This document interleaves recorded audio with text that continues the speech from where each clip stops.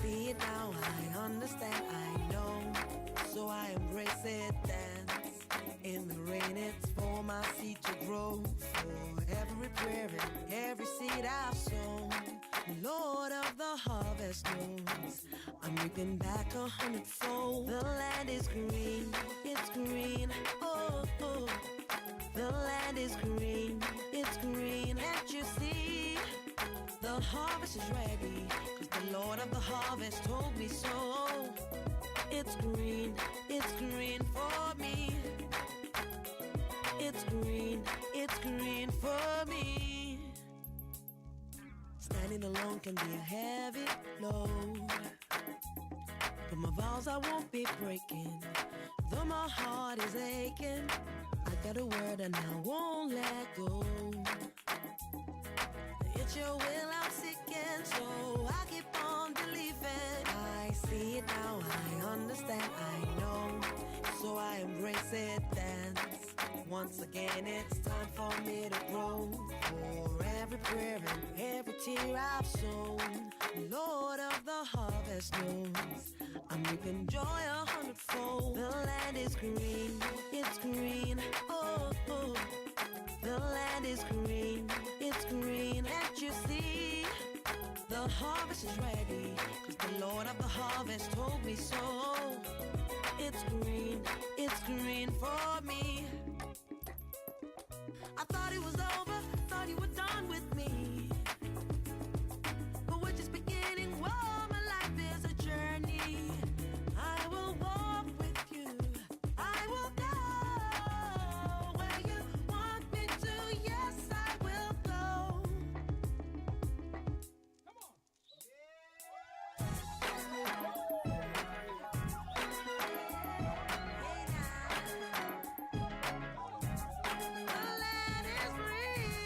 Yeah.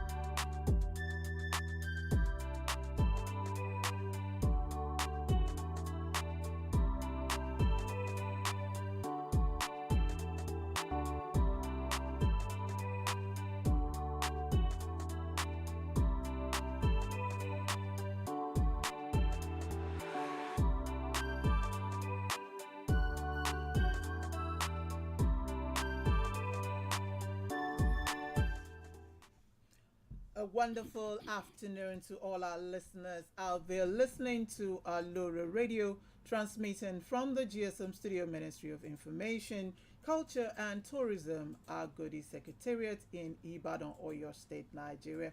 My name is Aloore. Thank you for staying tuned with Aloore Radio. And on that note, I welcome you to another interesting episode of the H.O.S Speaks. And for many who do not know or do not understand what we mean by the H.O.S, it simply means the head of service.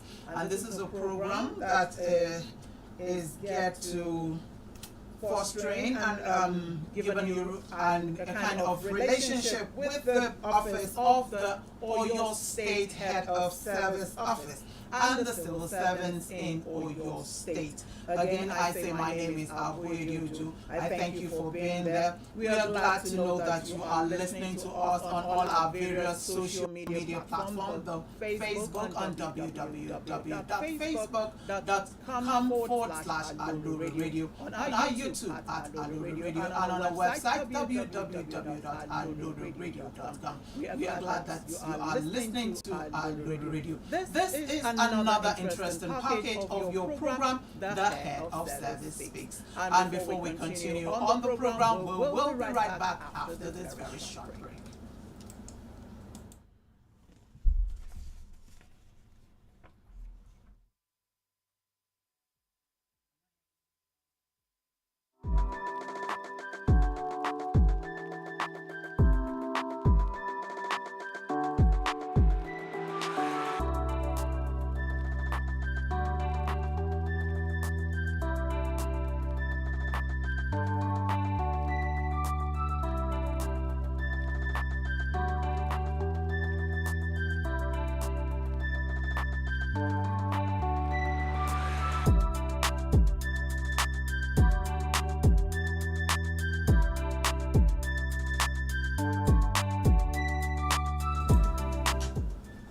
Yes, you're welcome back to the studios of Aloore Radio, transmitting from the GSM Studio Ministry of Information, Culture and Tourism, Agodi Secretariat. As I said earlier, you're welcome to the program, The Head of Service Speaks. And we know that for those that have been listening to the program, it comes off on fortnightly, and we are glad to be on air again today, the 9th of March 2023. And as we always say, that please note for all our viewers out there listening to us, please note that on the program we discuss issues relating to service matters alone. We talk about programs, issues relating to service matters, and therefore we do not entertain programs, any issue that has to do with financial matters. I pray that our listeners out there would please adhere to this. And I want you to know out there that the lines of the studio are open for those that would want to call in. Our line in the studio is 0903 985 3731. Again, the studio line is 0903 985 3731. And on today's episode, I have another interesting personality with us in the studio. And before I let you see the face of our important guest for today, I would want to read a little profile, so that when I'm reading the profile, you will be excited and you will already know who I am talking about. I want to read the profile of this great man named Alhaji Kamorudeen Abiodun Aderibibe. For all the civil and public servants in Oyo State, I know you are excited because many of you, on hearing that name, you already know who I am talking about. I'm talking none other than the chairman, Civil Service, Oyo State Civil Service Commission here in Ibadan. The chairman, Civil Service Commission here in Oyo State, Alhaji Kamorudeen Abiodun Aderibibe. Let me read a little profile of him before I let you see him. Alhaji was born on the 12th of May 1956. He started his working career as a teacher where he was privileged to teach the executive governor, Engineer Seyi Makinde, in primary 6. Isn't that amazing? He later converted to the local government service and rose to the post of the Director of Personnel Management and Head of Local Government before he retired in 2011. He was then appointed on May 27, 2020. On this note, I want to welcome Alhaji Kamorudeen Aderibe, Chairman, Civil Service Commission, Oyo State. Alhaji, you're welcome. Good afternoon, listeners. Thank you so much. I believe civil servants and public servants out there are already excited knowing that the Aloore Radio is bringing to you another personality that will address issues that might be burning in our hearts that you would want to know concerning the Civil Service Commission and their mandates for you in Oyo State. And again, I have ruled out the number, but let me say for the benefit of those that didn't hear me the first time, you are privileged to call into the studios if you have any question you would want to ask the chairman. But please note, we are talking about service matters only and not financial matters. The number again to call is 0903 985 3731. 0903 985 3731. On that note, Mr. Chairman, you're welcome, sir. Thank you once again. Without wasting much of our time and your precious time, sir, we will want to go straight into the crux of the matter of today's program. And definitely, what else can we ask but issues relating to the civil service in Oyo State? And permit me to go ahead with questions, sir. Please go ahead. All right, thank you so much, sir. Sir, there are various commissions and boards established by government that have a part of mandate the recruitment. They do the recruitment also, they do promotion, discipline of personnel under their purview. We have the Civil Service Commission in Oyo State, the Oyo State Teaching Service Commission, TESCOM, for secondary school teachers, Oyo State Hospital Management Board for health officials, among others. But sir, kindly expatiate on the mandate of the Civil Service Commission. Yes, thank you. The Civil Service Commission is a product of the Constitution of the Federal Republic of Nigeria. It was created with the approval of the National Assembly, Section 197 of 1999 Constitution as amended. And like you have said, we have three core mandates. The first one is recruitment, followed by promotion and discipline. Recruitment being the foundation of all the three. Because before you promote somebody, you must have recruited that person. And before you talk about discipline, you must have that person, somebody who is in service of the state. There are three core mandates. Other things can join later, like supervision, as appellate body for petitions and appeals, and so on and so forth. Thank you so very much.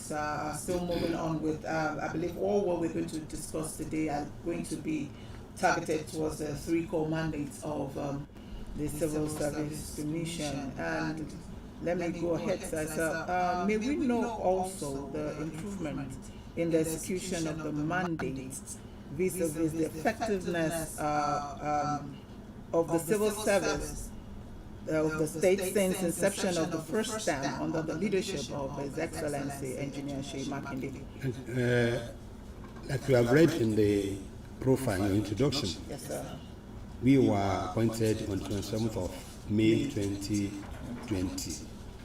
And as we were coming in, the governors gave us a mandate that we should do everything in the commission according to the regulations, according to the rules, making sure that we follow due process in everything we do.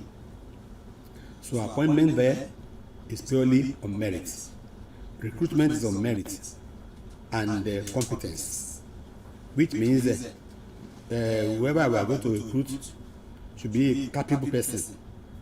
And with that, the first thing the governor said was that we should not allow applicants to obtain forms again, that should apply online. So anytime we have any recruitment, we advertise and ask applicants to come online to obtain their forms. And that's what we did for the first recruitment we did, is for environmental health officers, followed by state councils. And we now went to CBT for all of them separately. State council recruited 30 and made sure that it was done across the state, so that no section of the state will feel cheated. We also introduced religious dichotomy, such that both Muslims and Christians will have fair share. With that, those who start for the exercise they were over, for the CBT, they were over 600, out of which about 100 plus were invited for the interview. From this, we are able to recruit 30 state council. Out of these 30, 10 senior state council, while 20 state council. From there, we moved to environmental health officers and technologies. Ditto, we went to the recruitment of education officers. And for the education officers, those who applied were over 20,000. We now introduced criteria to reduce the number from qualifications to age limit and the local government of origin. Eventually, we interviewed after the CBT those who are qualified, who passed, who made the CBT. They were over 1,000.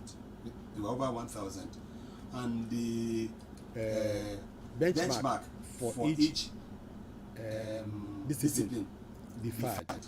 It all depends on the benchmark for each area. For instance, those who are economics, the benchmark was 37 over 50, while out of physics was 21 over 50. That is based on their performance at the CBT. So the same thing we did about to make sure that the recruitment cut across all the states of all the local government, all the zones in the states, such that no local government will feel cheated in the recruitment. But that does not mean that the local government does not have those who perform will be recruited. And that doesn't mean that those who perform excellently will have all the appointees to their area. So we have been able to ensure that there is fair treatment in all the recruitment we have done so far. Thank you so very much. I would say that I quite agree with you. And before this program, when we were actually discussing before the program, I remember telling you that I also had a fair share of what happened, and the quota was one that actually got me out of the way. But I thank you so much for explaining and telling us how it has been done. Besides the recruitment, we are also fortunate to get the governor's nod to convert some officers who were due for conversion, who had higher qualifications that were employed with lower qualifications since the previous administration. I remember that some of them, the first set we did was 71. Those who were being converted in 2015, they stalled towards the end of 2015 by the previous administration. Some of them have spent 8 years, 10 years on Wakida, and we resuscitated, we reviewed the conversion process and converted all of them. Later we went to other set of conversion, and we took about 2,000 candidates to His Excellency for approval to process their conversion. And thank God the government approved, and about 730 were converted. Out of this set of convertees, we have those who are cleaners in the National Board, and there's a particular guy. He was a gardener in one of the agencies. Lo and behold, is now an admin officer in the civil service commission. To show that there are many good hands, capable hands, that were almost prostrated before this administration came on board. So we have to be grateful to His Excellency Definitely the conversion to it deep in the cost of the government because of the financial implications. Somebody going from level 3 to level 8, somebody from Officer Keda to Officer Keda. There are some whose difference in salary is about 7,000 naira. Like somebody is graduate, now becoming Health Record Information Officer. Definitely the difference in that salary is 87,000 naira, but the governor still approved. Despite the huge amount that is involved in this conversion process. And recently, they approved that we process another set of conversion for officers, which we are still, they are still ongoing now. We interviewed those who do not require within test last week because of their number and because of the vacancies existing in those areas. This week, we did exam within test for those whose vacancies are very limited and they have very many applicants, like we did within test for 173 of them because there are little vacancies to accommodate them. He said with those in the revenue department, either as inspector of taxes or H.O.S revenue. And there are other cadres that we gather as specialized cadres that must be examined to assess their level of competence before the conversion is concluded. Those are the administrative cadre, accountant cadre,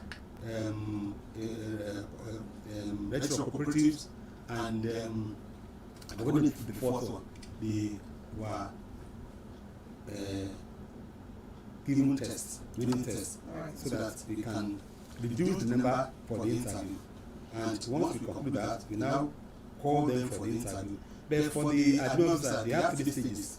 After this within test, they will come for a second interview where we invite officers, admin officers, senior admin officers to interview them for a second interview.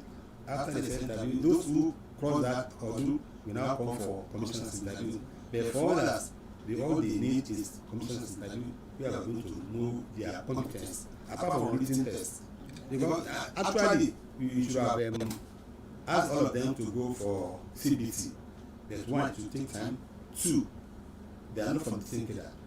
We have 5 cadres who start for the written test. And we have to make sure that the test we are giving them is in the areas of their specialization and their cadres. So, by the time the result is ready for the written test, maybe after next week or next week, we now invite them for interview, commissioners interview, so that before the end of this month, their result must be ready and be back to the governor for his assent. From there, we take it back to the Ministry of Finance for financial application, because they have to be captured at the Ministry of Finance to know what is going to cost the government, so that just don't increase the government finances without adequate planning.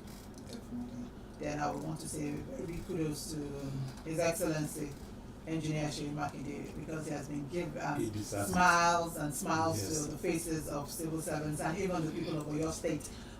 When it comes to recruitment, we know that youths and many people out there that actually needs a job, and the governor is opening doors for them to be recruited.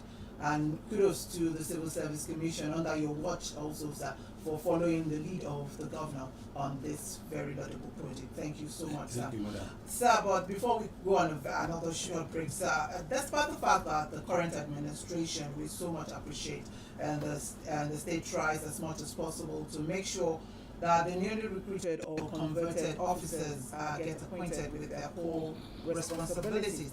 It has been observed that some officers are still found wanting in their performance of their duties. Sir, what can be done to further correct these anomalies? I'm not aware of any that officer and not doing well in their area of work. It's the duty of the MDs to assess the officers where they are found wanting, a set of committees to investigate, and whatever they are doing is they will send it to the Civil Service Commission for their reaction. Definitely, the officers we have today, they are working very well, they are very efficient, they are very diligent in their duties. Because the governor of the state is doing well to encourage them. Thank you so much, sir. And there's this another burning question that I would not want to let go of before we go for the breakdown. Is this issue which has been circulated on the national papers that the federal government has formulated policy to remove the dichotomy between the holders of first degrees and holders of higher national diploma HND or its equivalents. Would asking, will the state civil service be adopting this policy and to what extent? Yeah, we have already adopted the policy. Before now, the HND holders, their entry point was level 7. And now, both HND holders and the holders, they start on level 8. The only difference is that the graduates, the degree holders, their benchmark, maybe their bar salary is level 17, whereas those of HND is level 14. Now that before now it was level 16 for degree holders, level 16 for degree holders. Now that our governor has magnanimously approved level 17 for the state government in Oyo State, we are planning in line with the National Council of Establishment. One, you have a circular from NC, National Council of Establishment, that HND holders should get to level 15. Then definitely the establishment of the state Ministry of Establishment will issue a circular. We don't issue circular on such things. The Ministry of Establishment issues circular, and circular the civil service is going to implement it. Thank you so much. And you're still on to the Head of Service Speaks here at the studios of Aloore Radio, transmitting from the GSM Ministry of Information, Culture and Tourism, Agodi Secretariat. I told you that our lines are open if you want to call into the studio to ask the Chairman, Civil Service Commission, any question bordering on service matters. And the phone line to call is 0903 985 3731. 0903 985 3731. And on that note, we want to go on a very short break, and we will be right back with the chairman.